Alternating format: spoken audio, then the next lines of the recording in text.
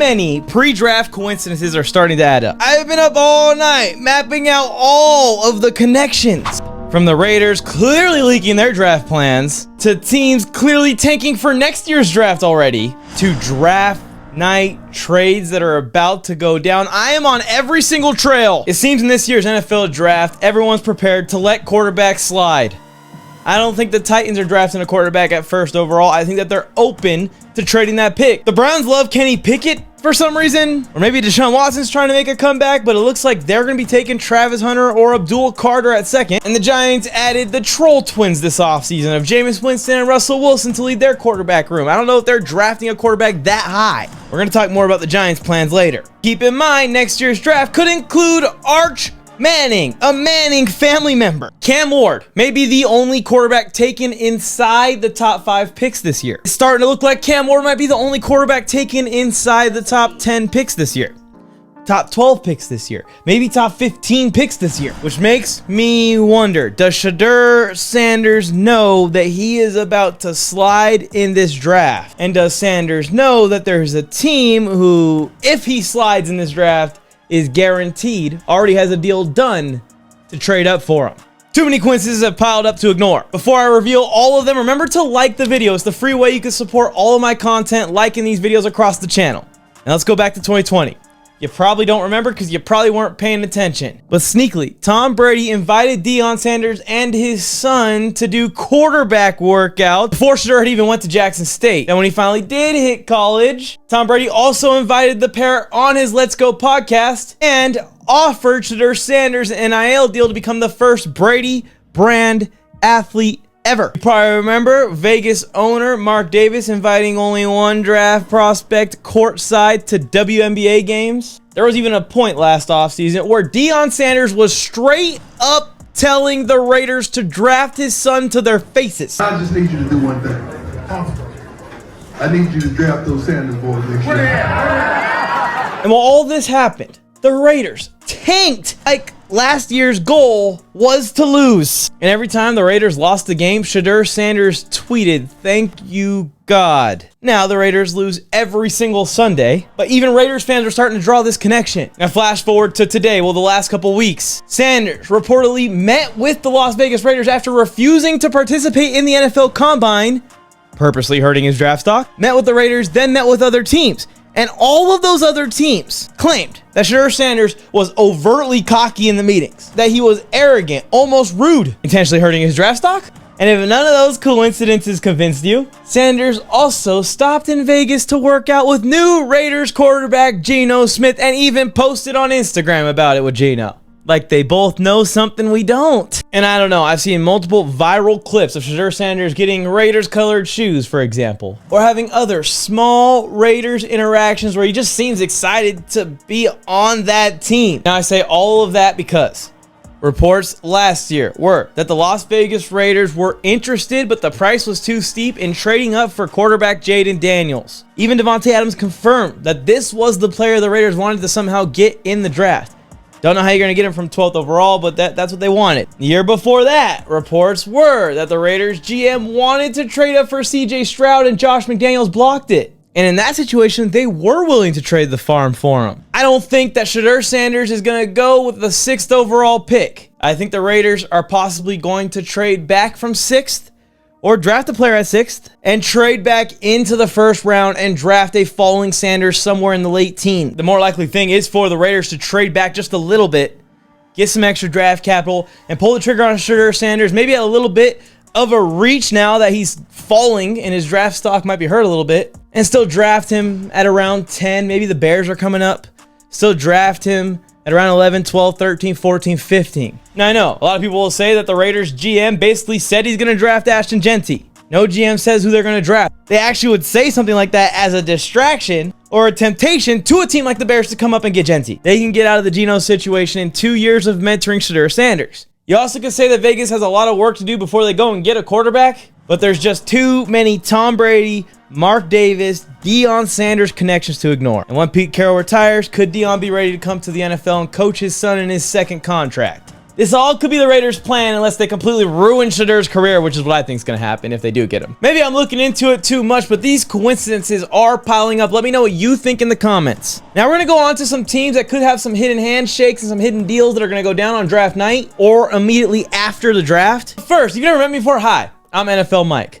I'm in an NBA jersey today because Lakers in 5. But I'm an NFL content creator that creates NFL content 24 hours a day, 7 days a week, and twice on Sundays. I'm going to be here all off season, all NFL season. If you're an NFL fan, like I said, please subscribe to the channel, turn on notifications before you forget. We're on the road to 20,000 subscribers. We are so close. Every one of you counts. Some trades and some signings that I think might already be done deals ahead of the draft.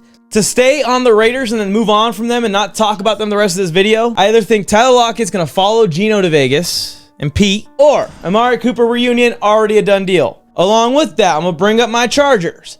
I think Keenan Allen back to the Chargers, already a done deal. This is a similar situation that we might be seeing here with Aaron Rodgers too, but to stay on the wide receivers. If these teams wait to sign these veteran wide receivers until after the draft, there are comp picks that they get to keep for the draft and for future drafts. And these signings would have no impact on the comp pick formula. Also, if these veteran wide receivers are signed after the draft, teams will know exactly how much cap they have and can sign these guys to almost a 1-year anything kind of contract, and it won't hit your cap. It's good for the player and good for the team to wait until after the draft to get these signings done. If they sign Keenan Allen, watch out for a Quentin Johnson trade on draft night. That would even solidify this Keenan Allen rumor even more. Another one to watch out for: Tyreek Hill to the Kansas City Chiefs for a 2nd round pick, possibly. This might not go down on draft night. It might go down the week of the draft or on day 2 of the draft. The cheetah can't stay quiet. He got matching haircuts to Kelsey and Mahomes. He keeps talking about how he's going to get traded, how his team's shopping him. I don't want to live in a world where these guys reunite.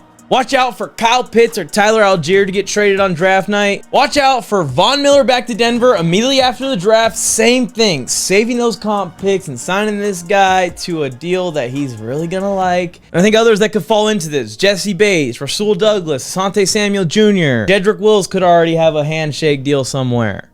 The big one being Aaron Rodgers, and this is the big fish still to fall. Aaron Rodgers, I think, especially at the end of last season, showed he could still play. He wants to play in a dome. He wants to play behind a better O-line than what they got in Pittsburgh. He wants to play with better wide receivers than George Pickens and DK Metcalf, although those guys are good. He wants a top 5 tight end. He wants a genius as an offensive play caller. He wants Justin Jefferson and Jordan Addison. The only thing he doesn't want is to relive out Brett Favre's storyline exactly, but that's what he's going to have to do if he wants to continue to compete in the NFL, I think. Rodgers is stringing the Steelers along as his fallback option, while the Vikings decide if J.J. McCarthy is going to be ready to start this year. So watch out for all these veterans and all these sneaky deals that might be going on behind the scenes while we're all not paying attention. Also, while we're talking draft talk conspiracy, why haven't the Chiefs been stripped of their 1st round pick yet? No one's talking about it, but the Chiefs were recently busted for tampering. Andy Reid was trying to get Ronnie Stanley to leave the Baltimore Ravens, who were in a contract negotiations with the big man, and come to the Kansas City Chiefs and be their new left tackle, a spot that they desperately need someone at. It happened a few weeks ago, and the NFL draft is in a few weeks, but somehow nothing's happened.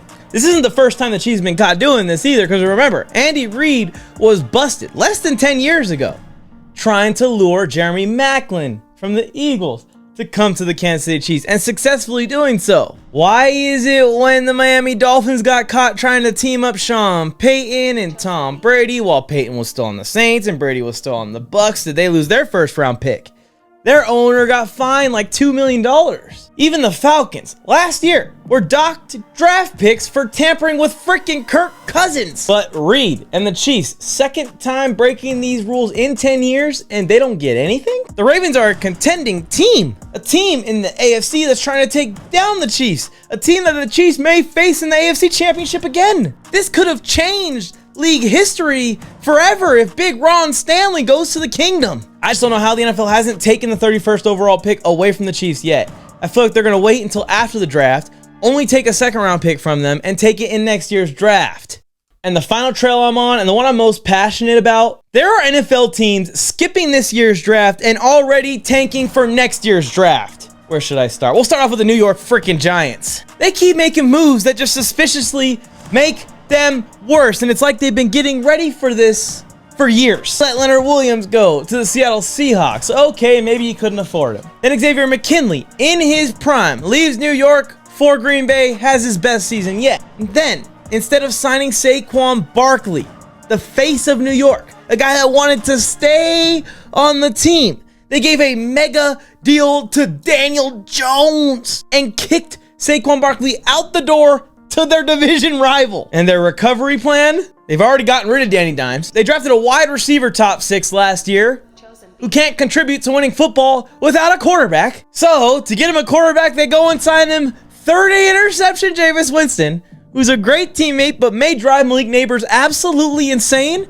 And just in case Jameis Winston doesn't drive Neighbors insane, they sign Russell Wilson, who surely will. Is New York trying to be bad enough to get next year's first overall pick and draft another multi-time Super Bowl winning Manning? Giants aren't going to get the Manning golden child if the Colts beat them to it. Think about it. Now that they've realized that Anthony Richardson probably isn't their franchise quarterback, they're still bringing him back next year. And they are the team that picked up Daniel Jones from New York and said, that's your agent of tank? Give him to us. We're going to see an all-time bad QB1 battle between Anthony Richardson and Daniel Jones. And it's absolutely sad because everyone was rooting for Anthony Richardson. You remember the shady way the Colts got Peyton Manning? But first, I need to call out the Saints also. Running it back with Derek Carr. How can this succeed? Derek Carr has proven that he cannot stay healthy. And even when he's healthy, he cannot stay consistent. This is the team where Grandpa Archie Manning started the entire Manning family legacy. Eli Manning was drafted first overall to the San Diego Chargers. And I point because if you don't know, I'm a Chargers fan. Eli Manning treated the NFL draft like it was free agency and demanded his way out of the Chargers, refused to play for the team, to the New York Giants, who drafted Phillip Rivers. We had to trade for him. Peyton Manning was gonna go to the New York Jets. Till last minute before he had to make his declaration for the NFL draft, he announced he was returning for his last year of school to give the Colts the first overall pick in Peyton Manning and the Chargers the second overall pick in Ryan Leaf. 20 years ago, it seems like every team in the league would have done anything for Manning. So when this Manning comes out, just trust me, I ain't falling for any of it. And everyone just know that Brian Daboll, Shane Steichen, and Kellen Moore aren't that bad of coaches. The original tank job in NFL history was the tank for Peyton Manning. Draft night's coming up quick. I guess sooner rather than later, the picks won't lie. Bill Flames, I went Mike on the mic. What's something brand new, one time for your mind. He gave you fair warning. Now it's time to smack him in the mouth with that raw sports talk from the town. Sweet chin music to your favorite sportscaster.